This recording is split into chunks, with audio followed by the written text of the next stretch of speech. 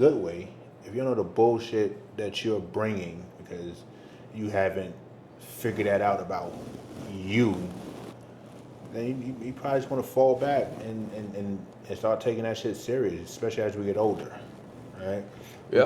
We both got kids. We both have daughters. Yeah. Yeah, I think about that shit all the time. Yeah, so, if I ain't gonna say I'm doing it for my daughter, I'm gonna do it for myself, but my daughter's very important to me. My wife is important to me, but again, if I do not fix myself, they just gonna be in there struggling. When my daughter does need that fatherly advice or whatever, or want to share a story with me, I gotta know how to respond. Yeah. Through empathy and understanding her how she's feeling the best way I can. But as black men, like, cause we around the same age. You got a few years on me, but in our culture, we didn't get that shit. It was, man, stop all that goddamn crying. You know what I mean? Toughen up. Ain't nobody trying to hear all that shit. This is good because this is a conversation that we have, that we talk about a lot, or discussion that we talk about a lot, and we dig deeper and deeper. And you're absolutely correct. Some people nowadays don't understand that, right? Yeah. Those who don't understand it are the ones who've been loved or who've been showed some type of like emotions were expressed, and they were told, "Hey son, hey daughter, I love you," from their parents, their grandparents. They were given hugs. There were moments where, "Hey, I'm proud of you," such and such, right? Yeah.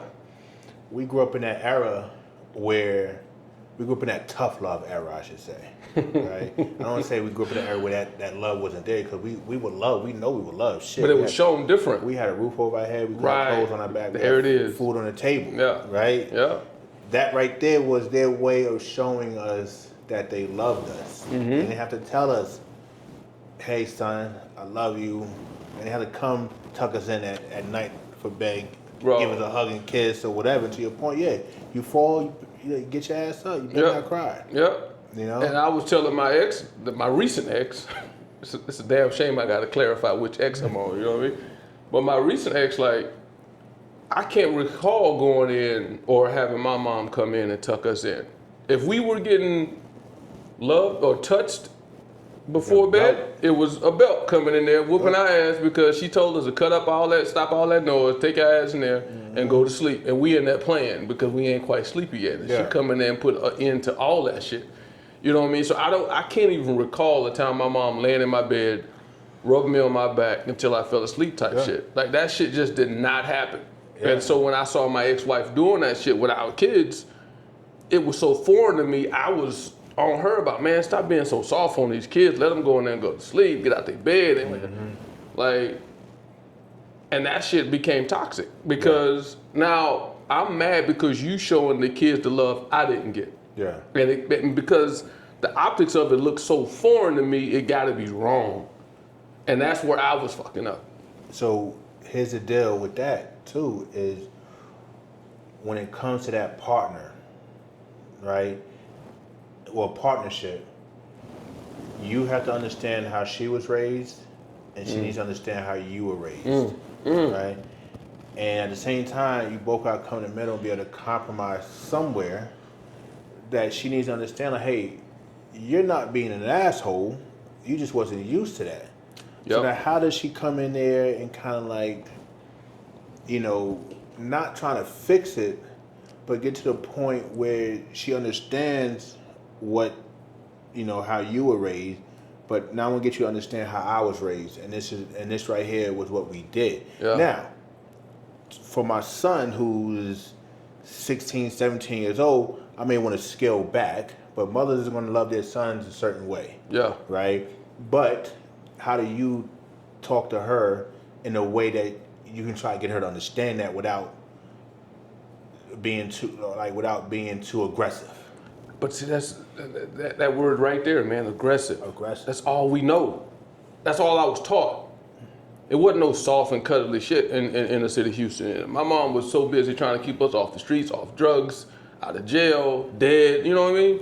To the point where that came with tough love because she had to play both roles as a single mother. So there was really no, for her, and maybe it sounds like it's an excuse, but there was really no time for being soft because me being hard kept your ass out of jail. Me being hard kept you out of the grave. Me being hard kept you off drugs. You know what I mean? So that's another thing that I was talking about the other day with another video I did about generational trauma. How we pass that bag. You know what I mean? And I think a lot of that came from, you can go all the way back to slavery, right? And there was no psychologists on freaking plantations to talk to the slaves about how they feel. You know what I mean? You know, fuck your feelings. Right, you know? right. Yeah. Go out there and pick that goddamn cotton for nothing. You know what I mean? And then, so that protective, that aggressive, that non-nurturing type of traits and behavior and parenting gets passed. Yep. And nobody ever got fixed. So now here we are, now mid 40s and late 40s, correct?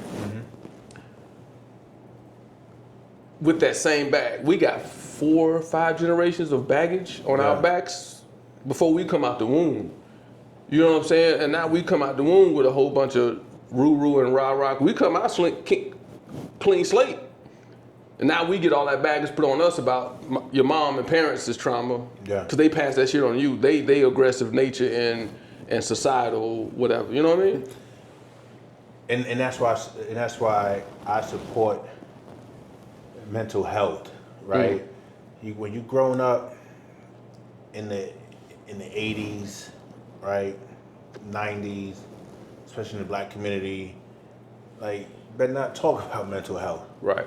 Like, you soft. Yeah, you shut up. Ain't nothing wrong with you. You know what I mean? You don't have to go see no therapist or whatever. I'm your therapist. Right. Yeah. And that, but now we can't make any excuse.